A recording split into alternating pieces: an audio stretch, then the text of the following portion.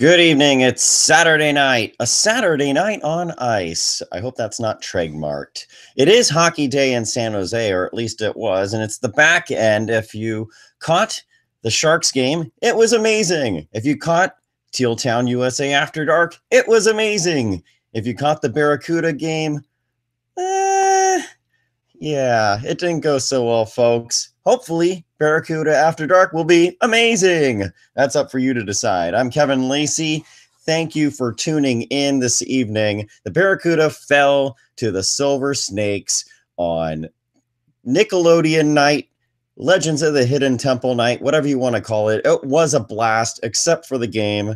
They fall 7-3. If you want to interact with us, of course, as always, you can catch us on tealtownusa.com. We've got a lot of great content on there. And if you're watching us, or if you're listening to us rather on replay, of course, on your favorite podcatcher, send in your tweets to @TealTownUSA on Twitter. Use the hashtag TealTownUSA, and we'll answer them on the next show. But if you're watching this evening, this episode will definitely be for you guys because, well, they're all for you guys, of course, and gals.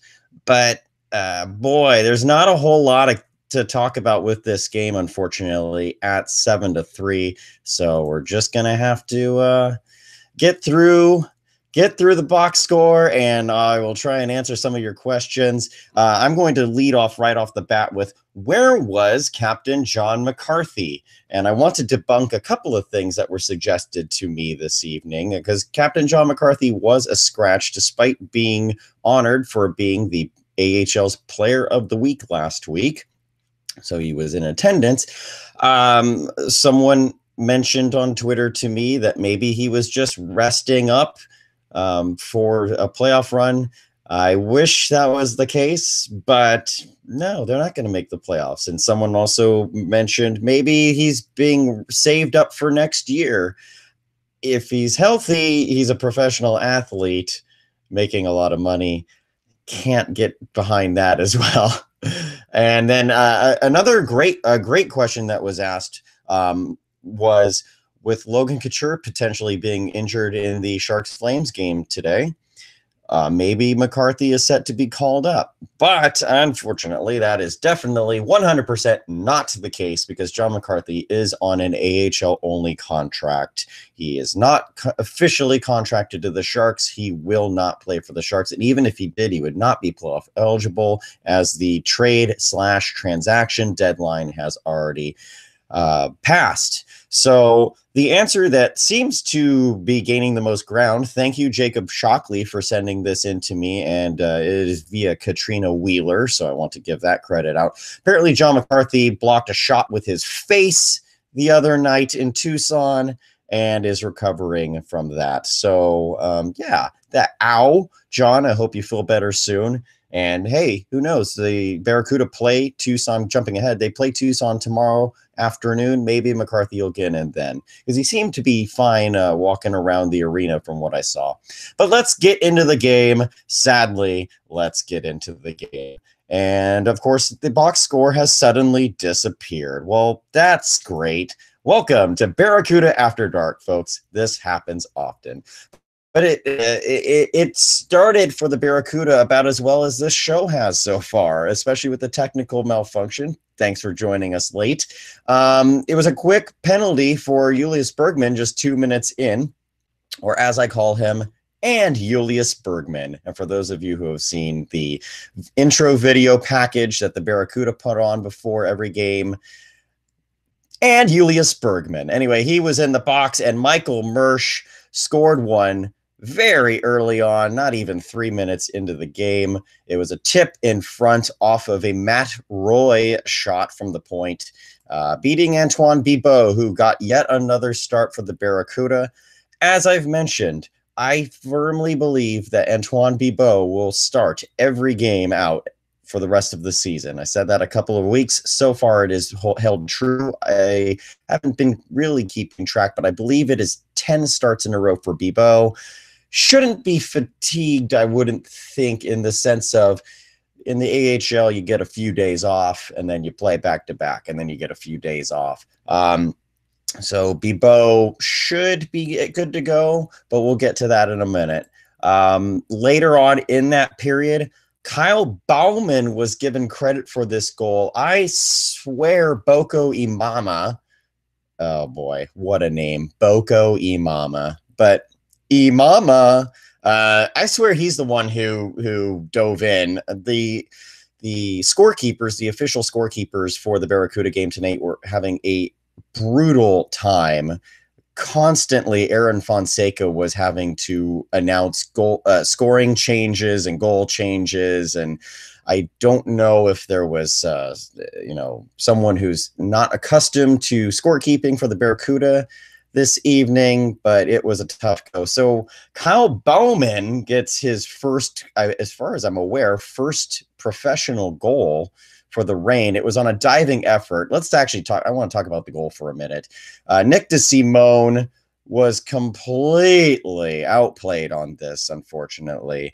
Antoine Bibeau, last time we had Barracuda After Dark against the Monsters, his rebound control was excellent. But during warm-up and during the game, he seemed to be fighting it a little bit. And tonight on this particular goal, Antoine Bibeau coughed up a juicy rebound. And Nick DeSimone was trying to block off, again, I'm going to say it was Imama, trying to block him off. And Imama just basically bulldozed around and through and around DeSimone, diving for the puck, somehow managed to flip it up over Bibeau, and it's 2-0 Silver Snakes. And I'm going to continue to call them that because, boo, the Silver Snakes. It was Nickelodeon night. Things did start to look promising there with about 5.5 minutes left in the first period. Brandon Mashinter, smash. I swear this guy scores every time I go to these games. Smash was just parked out in front.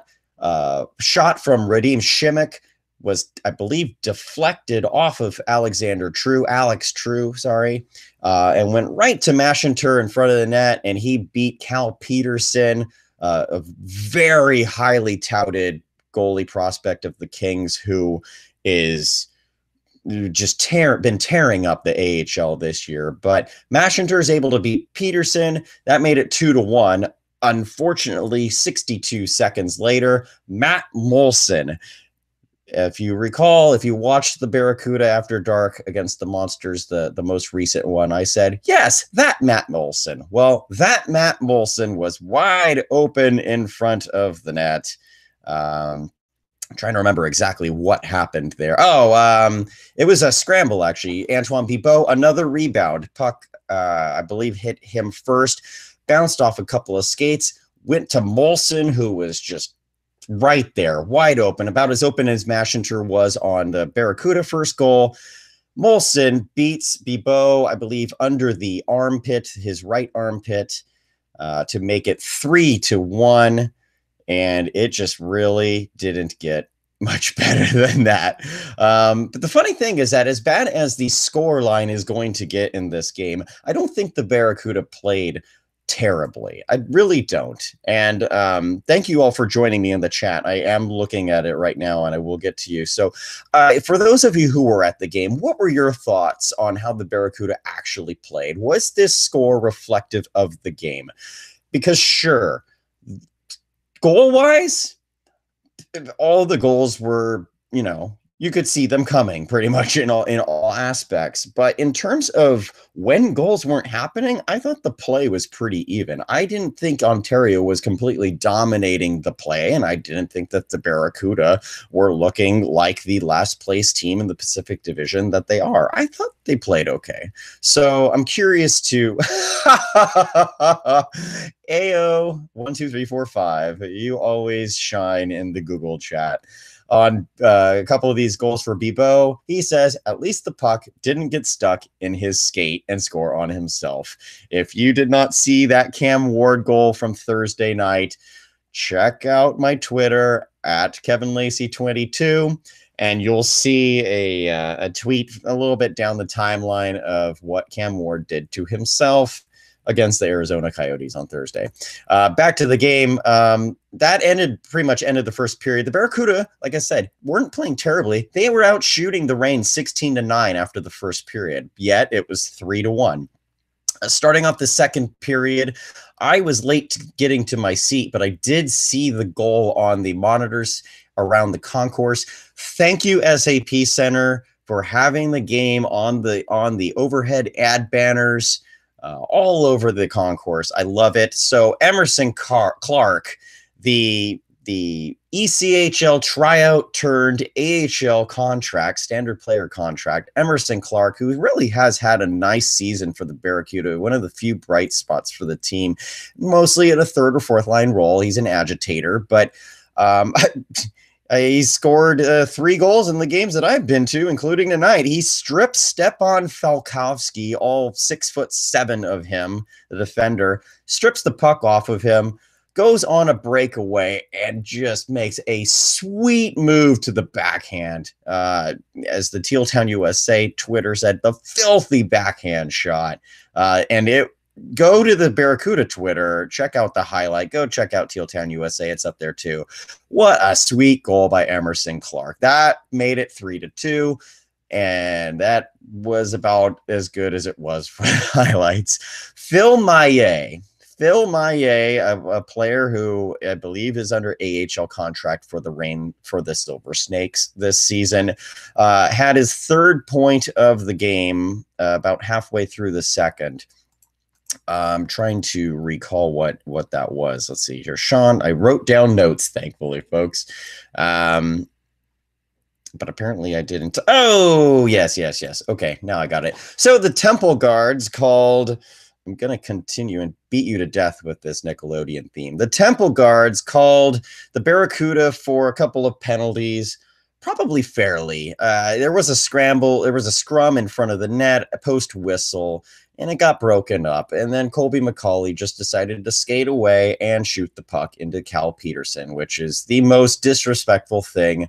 I say that facetiously. The most disrespectful thing you could do in hockey, shoot the puck in the net after play. Anyway, Michael Mersch went absolutely haywire, went right after McCauley and decided to eat McCauley's glove twice because McCauley just gave him 2 straight jabs right to the chops. And what ended up happening was McCauley ended up with 2 minutes for unsportsmanlike conduct, 2 minutes for roughing. Mersch got 2 minutes for roughing, and somehow Brandon Maschenter ended up with 2 minutes for hooking. I don't recall it being a delayed call, but whatever. So that put the Barracuda down 5-on-3. And then I mentioned Phil Maillet. Phil Maillet shot one, just kind of a decent shot, but shot one from the slot. It bounced off the heel of Radim Shimmick's, off his heel, and beat Bibeau on the glove side. Nothing Bibeau could do, nothing really Shimmick could do. He was in a good blocking position and just hit him. So that sucks. So now it's 4-2 for the Reign, and then it became 5-2. This is really where I would say the Barracuda got sloppy. Tim Heed. Remember Tim Heed, the active hockey player who doesn't actively play for the Sharks or for the Barracuda or for anybody? Tim Heed got into the lineup. I can't believe it. They actually let him play a game wearing his old patented number 73. I'll get to that in a minute. But Tim Heed was behind the net, and he tried to chip it around the corner, into the corner and out, and he just turned the puck right over to Sam Hare. Brett Sutter somehow ended up with an assist on this goal. Who knows why, because he gave it to him. But Sam Hare just one-timed Heed's pass right to the front of the net, just an auger with a very nice move. He received the puck on his backhand, goes forehand right around Bibeau. It was 5-2 at that point, and that was the end of Antoine's night. Unfortunately, it was not the end of the Reign's scoring. In comes Stefan Williams. Can't believe Stefan Williams is playing in the AHL. Not because he's a bad goalie. He was a decent prospect for the Islanders a couple of years ago. It was just that when Troy Grosnick was having his injuries earlier in the year, Stephon Williams was still backing up in Allen behind Riley Gill. Why? Don't know. So I figured Stephon Williams would never see the light of day in Teal. And then all of a sudden last week, Jeremy Brodeur sent back down to Allen, and Williams got the call. And so he got to played okay, I thought. The best aspect of Stephon Williams is his mask. His mask is pretty sweet. He's got that like shiny bronze hue to it. It's a gorgeous mask. Unfortunately, he did make his first save. I don't think he made his second. Sean Walker, Phil Maillet, I believe, off of another turnover that was credited to an assist from Michael Mersch. Again, not really sure. I'm pretty sure the Barracuda turned the puck over behind their net again to Maillet. Throws it out to the point. Sean Walker with an absolute laser beam past Williams. Far side, top corner, where mama hides the cookies. It was 6-2. Oh boy. Thankfully, the Silver Snakes had too many snakes on the ice, and which they got away with a lot tonight, I will say. There could have been 3 or 4 too many min penalties called. But they finally do get called, and on the power play, the improving hadn't looked so good tonight, power play, until this point. Lots of good puck movement. Eventually, Jacob Middleton, sorry about all the uhs right there. Jacob Middleton with kind of a slap pass to Alex True on the right side. He's usually, even though he's a center, he likes to slot himself in that kind of right center spot on the power play, I've noticed. Goes for the one-timer. It's blocked right over to Rudolph's Balsers. Balsers put it in. It was kind of a theme. I talked about it with Mashinter's goal. I talked about it with Molson's goal. Right place, right time. Balsers puts it in. I made it 6-3. I did. Vince G says, Stephon, this is going back to the previous goal. Stephon, this is why Bibo starts every game. Williams. Poor guy. Christine asked, how did he do? First off, loved the heed chants. That was pretty cool, as Brian Delfava in the chat just mentioned. Yeah, that was pretty cool. He played pretty well for the most part. That turnover, that can't happen. He wasn't really under pressure, and I play defense in amateur hockey, and amateur level, professional level, whatever level, you're always taught as a defenseman, your last resort should be playing the puck on your backhand, and to see it time and time again at all levels. Don't play the puck on your backhand, especially if you're not under pressure. And that's what he did. He had the puck and just did a little backhand pass to Hare, gave it right to Hare, and then I already talked about the goal. So that was really his one glaring play. I thought overall it was good to see him back. He, especially early on, his slap shot. Remember that slap shot, folks. They were really trying to set that up, and it was something that the Barracuda have been lacking all year long. It's something that I still feel the Sharks are lacking besides Brent Burns. Hey, can't argue what the Sharks are doing. They've won 7 in a row. You guys know that. But let's get on to the third period. Thankfully, I've talked enough about the game. The third period, not a whole lot to talk about. With 1 minute and 13 seconds left, Austin Wagner scores his 9th of the season. Stephon Williams, is it Stefan or Stefan? That I'm not sure. I know I'm very certain it's not Steven with an O. But I'm actually a little stumped on this name. So help me out, guys. I think it's Stephon Williams, though. He misplayed the puck behind the net. Plain and simple. I'm doing that right now, guys. Sorry. He played the puck behind the net and kind of lost it. It went into the trapezoid area. Williams at least was smart enough, although I guess not because the puck went in anyway, was smart enough not to play the puck and take a penalty. However, he couldn't really get himself set the puck ended up going to the opposite corner where TJ Hensick put it right out in front to Austin Wagner, another player wide open in front. But again, like I said, Williams still kind of getting set up, trying to recover from that turnover. Wagner put it in 7-3, game over.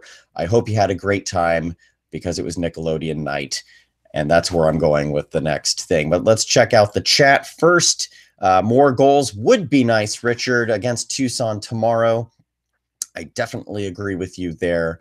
It was a wonderful time 2 weekends ago, the last time we had Hockey Day in San Jose. Unfortunately, despite having 3 goals tonight, 7 against, that's got to get cleaned up. But we'll see. That's where do I want to go with this? It's going to be a much tougher test tomorrow. Ontario is a team in playoff position to my last recollection. I'm going to check that right now. I know Tucson is leading the division and definitely going to the playoffs. Yes, Ontario is in 3rd. In fact, they're chasing the Goals, who also won tonight. I'll get to the scores later. Goals and Reign both win. Roadrunners win. Texas Stars, I believe, lost. So that's the one saving grace to this for the playoff hopes for the Barracuda. I know you guys mentioned it in the chat earlier and on the Barracuda Facebook groups. The Barracuda basically have to win out the season. I was trying to do the math to help you guys out as far as the tragic number goes. It's a little difficult to pinpoint only because, as mentioned many times before, it goes by playoff percentage, not by points, or points percentage, sorry, not by straight points, because some of the teams play 68 games, some of the teams play 76 games. In the case of the Texas Stars, they do play 76, so it's rather tough. However, I do know that the Barracuda, in terms of trying to surpass the Reign, the Barracuda are 12 points out, and more or less the tragic number entering the game, to my knowledge, was 10 points. Round about 10 points. I believe it would now be 8. Again, there's a lot of math involved, and it's a headache. But let's see, what else here in the chat here? Oh, Richard, we will get to that. I will get to that here. So let's talk about Legends of the Hidden Temple night. Now, for those of you who are, under 20 or over 40, you probably have no idea what Legends of the Hidden Temple was. And it was a game show in the 90s. And I met a fan. I'm going to give a shout out here. I met Joshua, a fan of the show, a fan of Teal Town, USA. He became a fan of the Sharks during their Stanley Cup run 2 seasons ago and has been watching ever since. So, Joshua, if you're watching, thank you for the compliments and thanks for saying hi to me tonight. I always love it when people come up. Cheryl Ganapol, always great.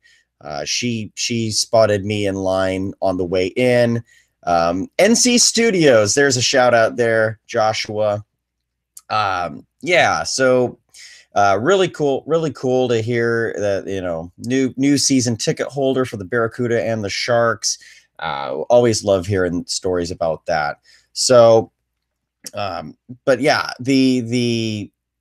if you're, I'd even say if you're under 25, Nickelodeon, I was telling Joshua, really kind of had a face change, 89, 90. They had game shows, and then the Nicktoons, what do I want to say? The Nicktoons revolution. That's not the word I was looking for here, but the era of Nicktoons happened, and so it pretty much all became cartoons. And then Legend of the Hidden Temple brought back the game show to Nickelodeon around 93, 94, somewhere. I was about 10 years old when that happened, and it was a pretty cool concept. The typical kids game shows where kids are really bad at obstacle courses and bad at answering questions and whatnot. And if you follow me on Twitter, you saw my attempt, rather my mockery of the Silver Snakes, the worst ever temple run on the history of that show. And I argue with my friend that the Blue Barracudas were always my team. Way before this hockey team was ever formed, the Blue Barracudas were my team. My friend's team was the Silver Snakes. We have argued this to death over the last 10 plus years that we've known each other. So I mocked it. Check it out on Twitter. I think you'd find it pretty funny. Definitely check out Legends of the Hidden Temple Cricket Cage of Khan or something like that. Watch that temple run. It's terrible, but it's terribly awesome, but it's terrible. Anyway, Kirk Fogg, the host of the show, was there tonight, and it was just really cool. He's a guy who really hasn't done anything else in show business to my knowledge. He said it was his first time at a sporting event for this show, for Nickelodeon in general. So that's a pretty cool thing that the Barracuda did. I thought they did a great job with the promoting tonight. I saw a person with a Rocco's Modern Life t-shirt, SpongeBob SquarePants hockey jersey. I've seen that several times. And people really got into it. There were a couple people dressed as green monkeys, which is the worst team of the show. Sorry, hope I don't get heat for that. But a couple of people had the game helmets, because you can buy the helmets, and I like that people got into this, and it was a very successful promotion. I'd say there were about 4,000 folks, so it was less than the turnout I expected, but still one of the highest drawing crowds they've ever had. Vince G, okay, this is a side tangent. Did I confirm that it was Christopher Steeg checking out the street rally? Real quick, I swear I saw Christopher Steeg at the Sharks street rally after the Sharks game, before the Barracuda game, in a navy blue suit. But it was one of those things. Is it? And I kind of subtly had, Chris, and he didn't turn around, but he kind of looked lost, to be honest. I think he was trying to figure out how to get back to the hotel. I don't know. So if it was him, hey, that was cool. Christopher Steeg was checking out the street rally. And if not, hey, there's a guy who looks a lot like Christopher Steeg. Good on you. Yeah. AO says it wasn't him. Well, I don't know. Did you see the same guy? I have no idea. So Kirk Fogg was at the game. He did the ceremonial dropping of the puck. And then he was sitting in Marley Sommer's typical spot, or over near there anyway, behind the goal with the Barracuda shoot twice, or over there. Actually, over in the corner that Tim Heed turned over the puck, sadly. But what was cool for me, I was really disappointed that I did not get to take a photo with Kirk. I had heard there was going to be a photo op, and I didn't see that at all. Anyone in the chat, did you see a Kirk Fogg photo line that they were talking about? I didn't. But what was cool for me was the group that I sit with in section 109. We got a Kirk Fogg chant, and he turned around like this. Wow, people are cheering me. This is great. And hey, why not? I don't know. I thought it was cool for me, cool for him. So it helped him, I think, get into the game, because he was interviewed during, I believe, one of the first intermission, and just talking about his experience and how he's having a wonderful time, but not yeah, it's great to be here. Yeah, I love the Barracudas kind of thing. He seemed like he genuinely was happy to be there. He didn't have to. Why did Kirk Fogg have to be there? He didn't have to be there. There are plenty of guys, promotions that the Barracuda could have run that they didn't have someone. So good on you, Kirk Fogg, for showing up. Unfortunately, Olmec was not there. Olmec was unfortunately had other obligations to his sex therapy show. And yes, for those of you who did not see the I think it was College Humor, we want to go back a ways, not as far back as Nickelodeon in 1990, but yes, just Google search Olmec sex therapist. It's a pretty freaking funny video. AO says it was only for the first 300 fans. Well, I was like the 18th fan in the building this evening, and I didn't get to talk to Kirk Fogg, so I don't know where. Like I said, I have no idea where he was. But what was cool, during second intermission, they had a kind of one of the question things from the show. God, what do I want to say? The steps of knowledge is what it was called, and they try and answer questions correctly, multiple choice, and step down. Whoever is lowest gets to win and go on. And go to space camp. You're going to space camp in Huntsville, Alabama, or some random like Cape Canaveral or something. A prize worth nothing, because we're not really going to space camp. But I just love that they really captured the spirit of the whole event. And so, yeah, that was neat. I wanted to go to space camp. No, I love outer space and I love all that. But yeah, those old advertisements for it didn't really look that impressive. But yeah, I just loved the whole thing. So yes, AJ, thank you for joining. We do have Barracuda fans, and thank you for those that are watching. And if you're new to AHL hockey, if you were watching the last couple of episodes of Teal Town After Dark for the Sharks broadcast and you're checking this out for the first time, please subscribe if you haven't already, and then follow Teal Town USA After Dark. To Town USA. See, this is exactly why I need a side captain, so to speak. As AJ said, they'll let anyone do a video on this channel, and just prove that. So let's get on to the out-of-town scores, because as always on weekends in the AHL, there's a lot of them, and there were 14 games tonight. So here's my question for you in the chat. Who were the two teams who didn't play tonight?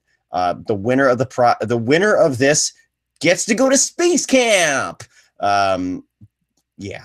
So let's see. There were 3 afternoon games, and I'm going to start off as usual, the Eastern Conference. So the Hartford Wolfpack, who were hanging on for a while for a playoff spot, but they just haven't been able to quite do it. They lost to the Hershey Bears, another team who that's a team who's fallen off the wagon. Hershey Bears were on fire to start the year, and they are, they're not so good. But the Hershey Bears do come away with a 2-1 victory. Madison Bowie with both goals for the Bears. The Charlotte Checkers continue to roll. They are killing it right now. The Bridgeport Sound Tigers don't have a chance. I believe Bridgeport is now 11 points out of a playoff spot in that dreaded 5th place in their division. The Charlotte Checkers beat the Laval Rocket Backhanders 5-3. Andrew Podorowski and Alexei Sarala with 2 goals apiece for the Checkers. The Belleville Senators beat the Toronto Marlies in a Canadian battle 4-2. That looks like there was an empty net goal for Colin White. Nick Moutre with the game-winning goal with about 6 minutes left in the third on that game. San Diego Gulls, moving on to Pacific Division action. The goal I mentioned earlier beat the Cleveland Monsters 4-3. And I talked about the Bears' fall from grace. You want to talk about fall from grace, the Cleveland Monsters. Besides the fact that the Barracuda annihilated them 2 weekends ago, the Cleveland Monsters, you're looking at a team that won the Calder Cup 2 years ago. And this just happens in the AHL. We've seen it. The Barracuda had one of the best records in the league last year, second best record in the league last year. And this year, they're in last place in the Pacific. Cleveland Monsters won the Calder Cup 2 years ago. They are dead last in the entire league. They lose in overtime to the Gulls 4-3. That's not Cole Sherwood. That's Kiefer Sherwood. Kiefer Sherwood, which I believe it was his professional debut after signing with the Ducks a couple days ago, scored with 2 minutes left in OT. 4-3 your final for the Gulls. Grand Rapids Griffins, a team we know all too well. They also won in overtime. They beat the Iowa Wild 3-2. Actually, they won in shootout. I apologize. 3-2 on that one. I don't have the shootout data, unfortunately. When I look at the flyby scores of the AHL, it doesn't say who got the winner on that like it does for the NHL. So moving on, the Rockford Ice Hogs had 4 goals in the second period. And to make it worse, the Chicago Wolves were carrying a 2-0 lead going into the second period. And in that Battle of Illinois, the Ice Hogs come away with a 5-3 victory. I'm seeing Lance Boma with 2 goals.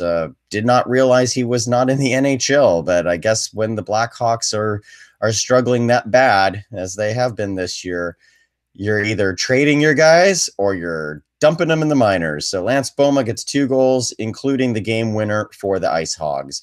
Syracuse Crunch, a battle of New York. The Syracuse Crunch shut out the Utica Comets 2-0. That's Lightning farm team over the Canucks farm team. In fact, there was an empty net goal. So really it was 1-0. Mitchell Stevens with the goal, and then Eric Chernak with an empty net goal to cap that off. Wilkes-Barre Scranton with a kind of a wild game out in Binghamton, New York. The Penguins beat the Devils 5-4 in a shootout. With a lot of goals scored early in that one. It was 4-2 Penguins, and the Devils came. Actually, let me double check on that first. So give me 1 second. I was actually 4-1 Penguins, and the Devils came back with 3 goals to make 4-4 before and eventually falling anyway in the shootout. Another brutal year for the Devils. Even when they were in Albany, the Devils have struggled big time, and it's just, boy. It's a good thing that the Devils have had a crazy successful season, except for against the Sharks earlier in the week. Woo! But other than that, it's crazy to see all the young guys that the Devils have been able to produce, despite the fact that their farm team has been just bad in recent years. Speaking of just bad, the Lehigh Valley Phantoms, a team that I have mentioned many times is always one of the strongest in the league, got whooped 6-1 by the Providence Bruins. Phil Myers saving grace there with a goal in the 3rd period for the Phantoms, but this is just domination by Providence at home at the Dunkin' Donuts Center. The Springfield Thunderbirds, they fall to the Rochester Americans 4-2. Danny O'Regan got on the score sheet for the Americans. That was the insurance goal to make it 4-2. But who got the game tying and game winning goals? Well, Colin Blackwell. You know him from the San Jose Barracuda last season. Colin Blackwell scored in the 2nd period. That actually made it a 2-1 game before the Thunderbirds tied it. And then in the 3rd period, Blackwell and O'Regan scored 62 seconds apart to put that one away.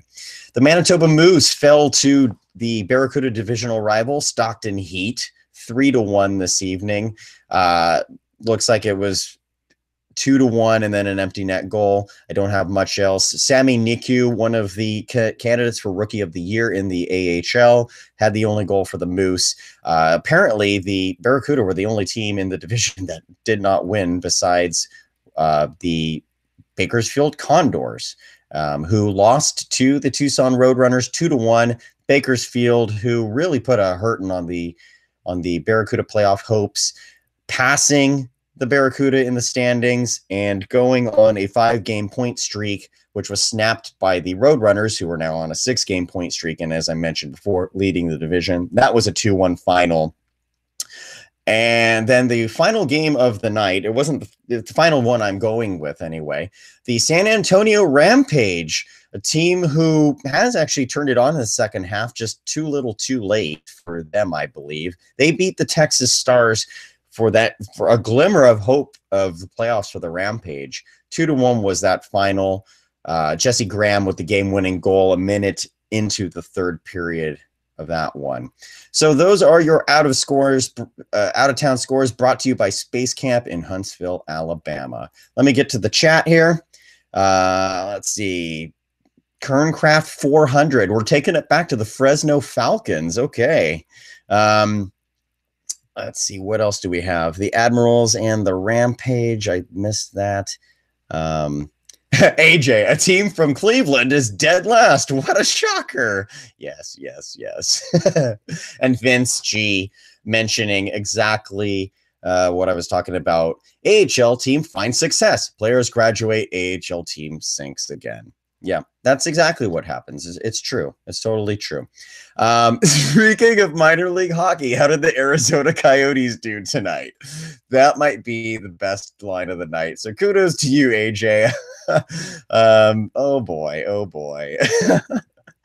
Now, again, I mentioned the Barracuda hopes are slim to none for the playoffs, but they are back in action tomorrow afternoon at 3 p.m. at SAP Center. It won't be the SAP Temple as it was tonight, but AJ, the Coyotes lost 4-2 to the Panthers. So there you go. At least Tucson won. Hopefully not tomorrow, though. It's, again, 3 o'clock start time. I will be there. There probably will not be a Barracuda After Dark. I know. Where's the sound effect? I'm not Brody Brazil. I don't have the or womp womp. But come out to the game. You can never get enough hockey, honestly, guys. So come out 3 o'clock against Tucson. I do want to mention, because the Barracuda are really bad about this, I do want to mention the passing of Dick Gamble, who died today, I think it was today, at the age of 89. He was the 4th leading scorer in the history of the AHL. And, just a legend of the league. So our condolences from Teal Town, USA to the Gamble family. And I just wanted to recognize you. Again, that's something that really sticks in my craw that the Barracuda don't do, is those kind of mentions. Sure. Do any of us know who Dick Gamble is? Probably not. You'd have to read an article on theahl.com to even know of him, but still, at least, hey, if he's a legend of the league, he deserves to be mentioned. Barracuda, you guys you did a great job on Nickelodeon Night, but you got to do better about honoring the history of the league. Even if the Barracuda have only been around 3 years, you're a part of this league. Time to acknowledge that. So there's I guess my mini rant for the night. Lacey is the Vin Scully of Teal Town. Oh shucks, we're here in the bottom of the ninth. AJ's killing it in the no one bends a hat bill harder than Lacey. Yes. Yeah. So anyway, yes, you can also come out to the game because I will teach you the dance. I did not start the dance, as I've mentioned before. Will McNeil and Daniel Schlimmer and the folks in Section 109, they did the famous Barracuda goal dance. I have been attempting for 3 years to get the underbite chomp for the power play that our section is the only one that seems to figure out. Yes, it's lame, but just go with it, guys. It's hokey. It's the AHL. Come on.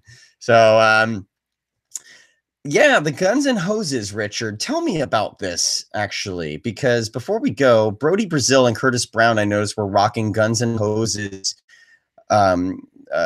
sweaters on pregame live and during intermission and whatnot. So if there's a Guns and Hoses game, let me know. Is that before the Barracuda game? Is it after the Barracuda game? Teal Town USA shirts do not come in turtleneck.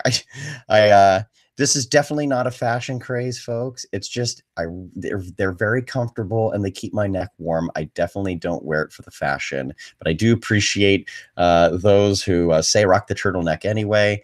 I was rocking my San Jose State jersey because even though I don't have a blue Barracuda jersey, even though I don't have a blue Barracuda jersey, I do have my San Jose State jersey as designed by our own Puck Guy 14. The O was the Barracuda jerseys, the special ones that were auctioned off this evening.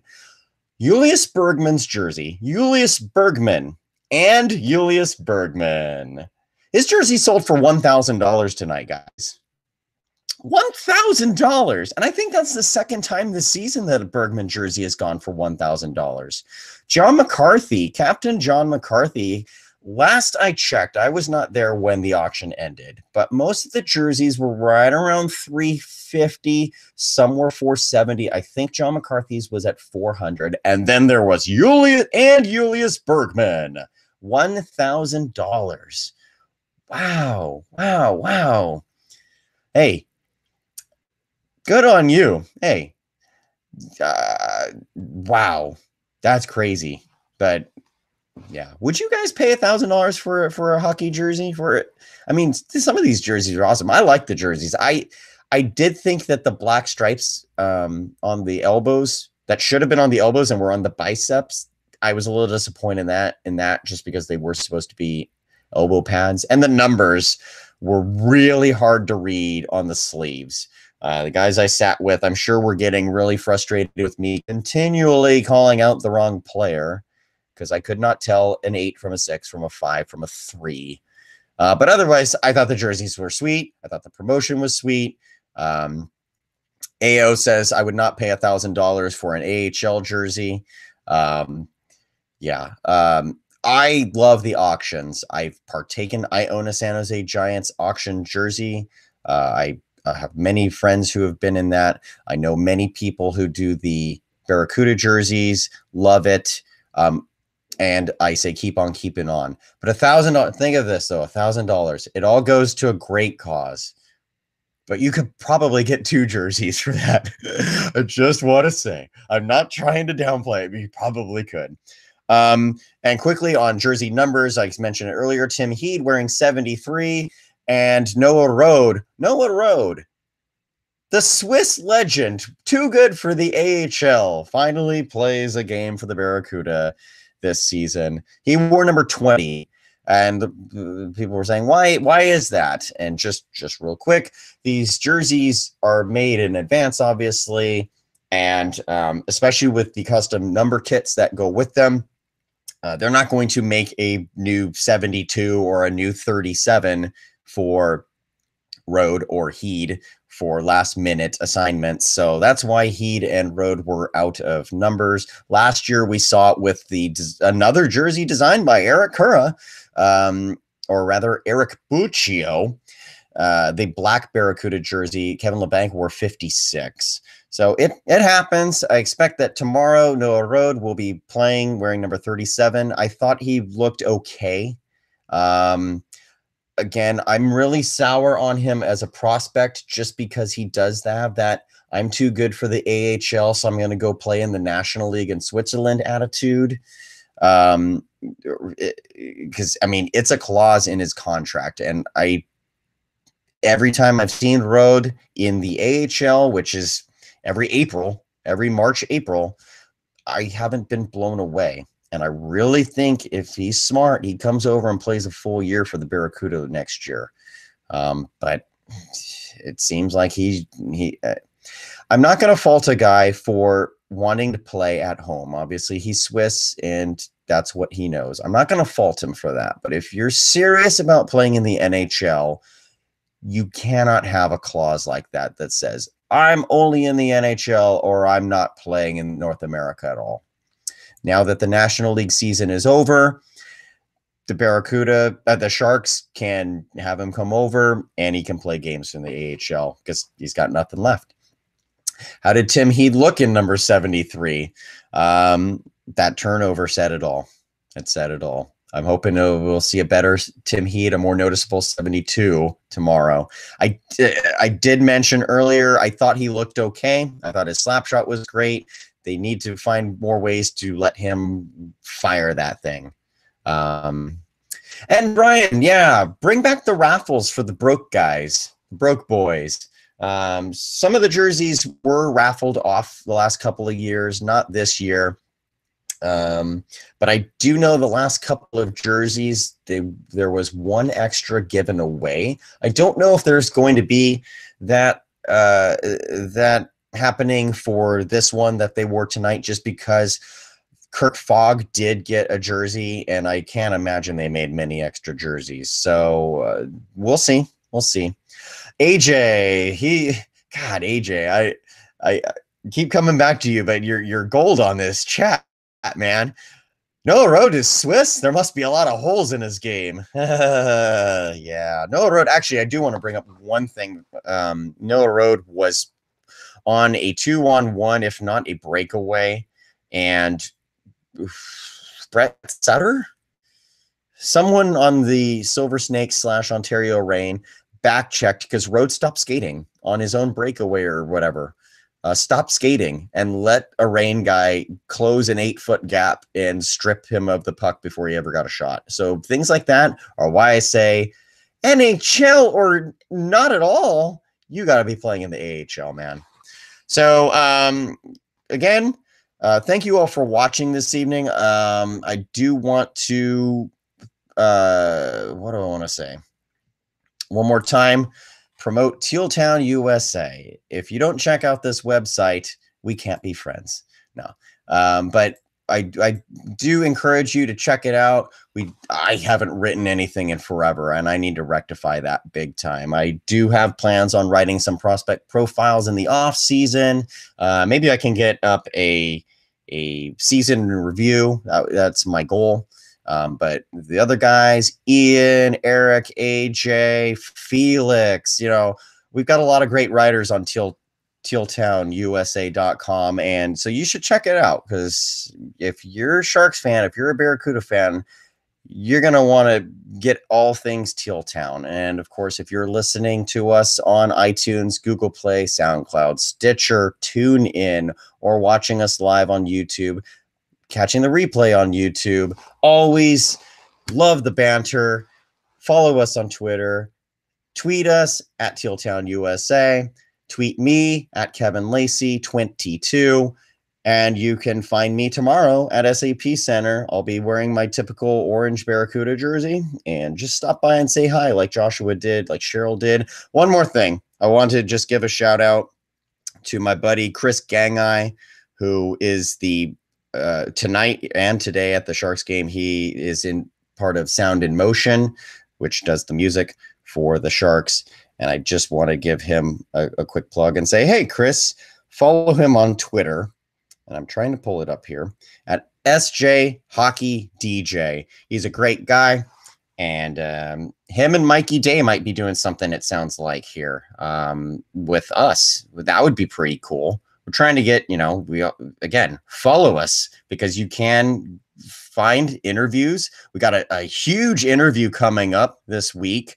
I'm not going to say who with, because I'm not sure if we have publicly stated it yet, but there is a huge interview coming up with AJ and Puck Guy and their guest. Again, don't want to say just in case it's secret. I'm not entirely sure on that, but stay tuned for that. Thank you all for watching again. I'm Kevin Lacey signing off. 7-3 loss to the Silver Snakes, who ended up winning the season series 5-3. Yay! No more Ontario this year. Have a good night.